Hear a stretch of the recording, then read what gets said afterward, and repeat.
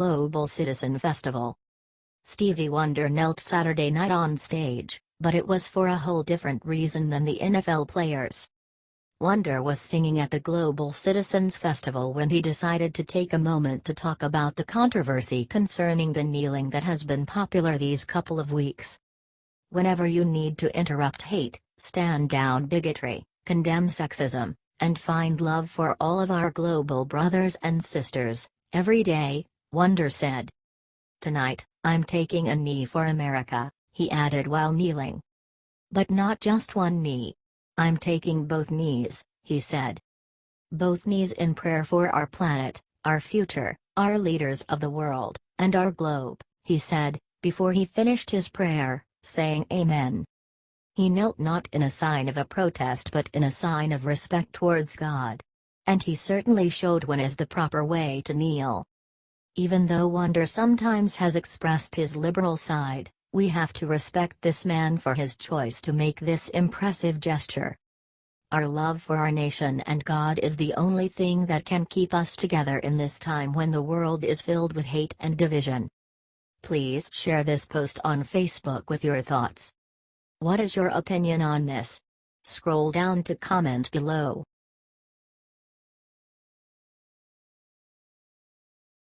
Sarah Sanders was asked if national anthem protest was appropriate. Her response silences the room. White House Press Secretary Sarah Sanders took the podium amid deep controversy over the president wading into the NFL national anthem protest controversy.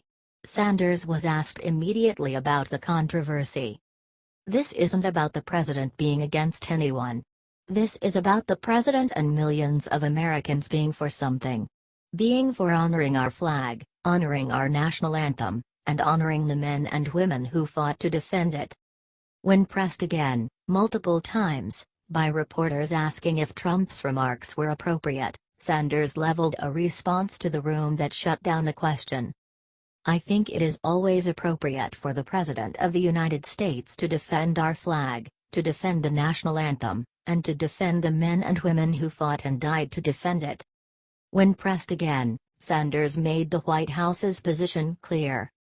"It is always appropriate for the president to defend our flag, to defend the national anthem. Hold on, I'm not finished. It's always appropriate for the president of this country to promote our flag, to promote our national anthem, and ask people to respect it. The debate and protests will most likely continue, but at least we know the White House's position." Watch the video below.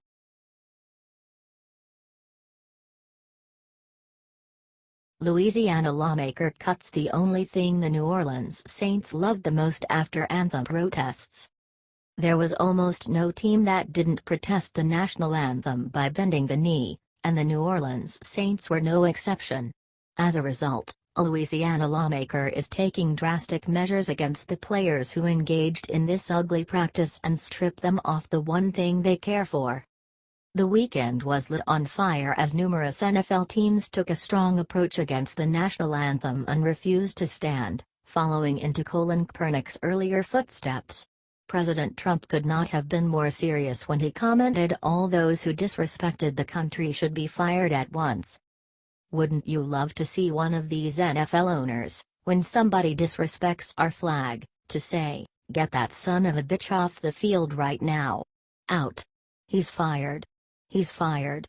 The Post noted. One of the teams that expressed their revolt with the national anthem as well, was the New Orleans Saints. "I would say, personally, I am disappointed in the comments that were made," said Saints coach Sean Payton. "I think we need a little bit more wisdom in that office. That's being a little blunt, but that's how I feel.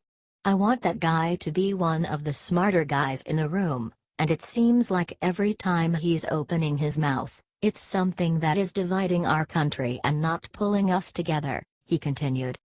Some teams, including the Saints and Pelicans, issued a statement, pointing out Trump's words were disappointing and inappropriate. One player even remained in the locker room while the anthem was playing. We're talking about Teron Armstead, Raphael Bush, Kenny Vaccaro, Chris Banjo, Sheldon Rankins, Alex Okafor, Cameron Jordan, Adrian Peterson, Alvin Kamara, Brandon Coleman, and Mark Ingram remained seated as the anthem commenced, while Thomas Morstead, Marshawn Lattimore, Craig Robinson, and Kobe Fleener locked arms and stood proudly as the anthem was playing. "I am proud of every one of them," Coach Payton said. On Monday, Louisiana State Representative Kenny Havard, R. St. Francisville, vowed to cut millions of state tax dollars, going to the Saints, the NFL, and related groups. "The very reason the Saints have the privilege and opportunity to play professional football while being paid millions is because someone in uniform died protecting their right to do so," Havard said. "It is a disgrace to the men and women of this nation and state who have sacrificed so much," he continued. "Disrespecting our national anthem and flag in the name of social injustice is the highest form of hypocrisy," added Havard. "Our free society made possible by our fighting men and women has made available free education, free lunch, housing, and free health care and is now being considered socially unjust," he said. "It is time the taxpayers quit subsidizing protest on big boy playgrounds. I believe in the right to protest but, not at a taxpayer-subsidized sporting event. Do it on your own time. There are plenty of disabled children, elderly and veterans in this state that would appreciate the money." A 2015 Forbes report suggests the Saints and Pelicans owner Tom Benson was set to rake in an estimated $392 million from state subsidies through 2025. In time of the Mercedes-Benz Superdome lease, the state will pay Benson at least $198 million in increased revenue from the Superdome, $142 million in rental payments on property Benson owns, $10 million in bonuses for bringing the Super Bowl to New Orleans and $2.6 million in tax breaks. Benson will get another $40 million from private rent payments to a tower he bought as part of the deal. Havard has a strong point. Billionaire teams that made decent human beings of their players should not be excused for actions of this sort. Paying them would be adding more fuel to the fire and causing massive issues with other players who decided to express their patriotism for a change. "We're in the middle of a mountain-high roller coaster which doesn't seem to be stopping anytime soon. It is only sad we're witnessing the American-on-American hatred growing in front of our eyes, which makes the country's worth before the world seriously ridiculous." Sign the petition below. Dear NFL, we will not support millionairing greats who hate America and disrespect our armed forces and veterans. Who wins a football game has zero impact on our lives. Who fights for and defends our nation has every impact on our lives. We stand with the heroes, not a bunch of rich, entitled, arrogant, ungrateful, anti-American degenerates. Signed, We the People. Petition: Fire NFL players who protest the national anthem.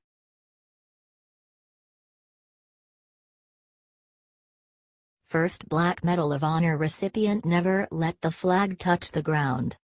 Every hero is remembered for what he did for others, but sadly that is not Kaepernick's case. He is remembered for what he refused to do, stand in honor of the national anthem.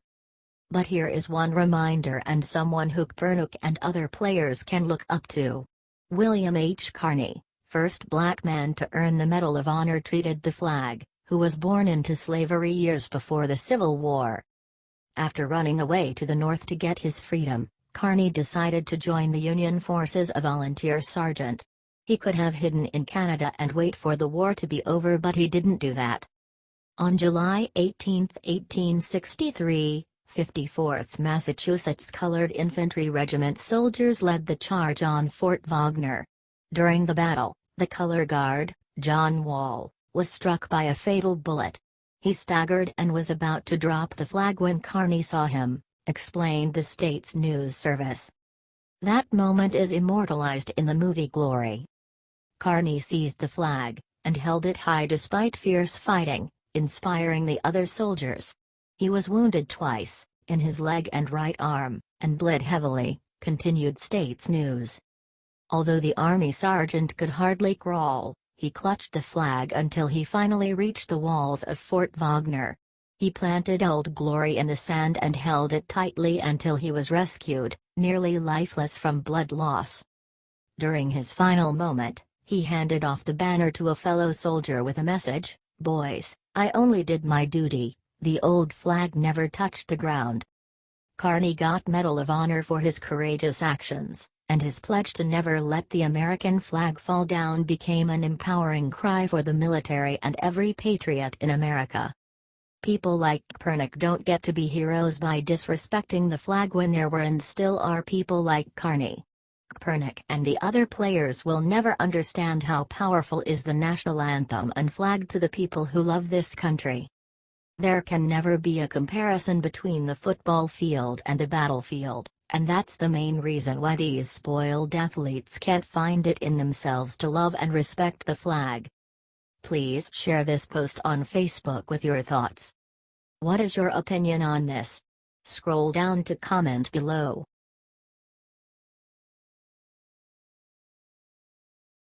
NFL fans are burning their season tickets and NFL gear. The battle between NFL players and their fans has begun. The blue-collar fans, those who pay overpriced tickets, are sending a huge message to the players. They are the same patriots who took Hillary down and now are going after the NFL. Americans around this country are starting to protest NFL players who disrespect the flag by burning shirts and tickets. In one video, you can see Brendan Finn, a season ticket holder, burning the tickets. "I can't go anymore," says Finn, "all the respectful NFL players who still respect the flag and our country." He goes on, "I can't pay and I can't watch this happen." He then explains how he is wearing a shirt that belonged to a cop he worked with who was shot dead during a robbery. There are thousands of cops just like him who gave their lives for this country, and these people sit down and protest against cops? "I'm burning my tickets," states Finn. "The end of an era. I'm sad to see it happen, but I'm sad to see what happened to America even more," says Finn as the tickets burn. And Finn isn't the only one. The social media is filled with Americans who have had it enough. Another clip shows a Steelers fan, who is a veteran, burning his Steelers t-shirts while playing the national anthem and waving the American flag. Robert L. Williams, who is another Steelers fan, burned all his NFL gear. He said his great-uncle's bones are at the bottom of Pearl Harbor. He said, "We have morals in this country. We stand for this country. My great-uncle's bones are lying in the bottom of Pearl Harbor. For this country. For the flag. For your freedom to play in the NFL and to say whatever you want to say. But you do not disrespect the flag and the country and the Constitution. So watch this stuff burn." There are many other examples, like veteran Jim Heaney, who also burned his NFL gear. Maybe the media is presenting these disrespectful players as they are doing something good, but the honest Americans aren't falling for that crap. Another clip on the social media shows Kansas City Chiefs fan saying he is ashamed to support his team, because of the disrespectful actions the players demonstrated. He says he will never pay another dime on NFL. If the anthem protests continue, NLF will go down because the most devoted people who are also season tickets holders are the working class, and they can't stand and watch as some spoiled players disrespect this great nation. Please share this post on Facebook with your thoughts. What is your opinion on this? Scroll down to comment below.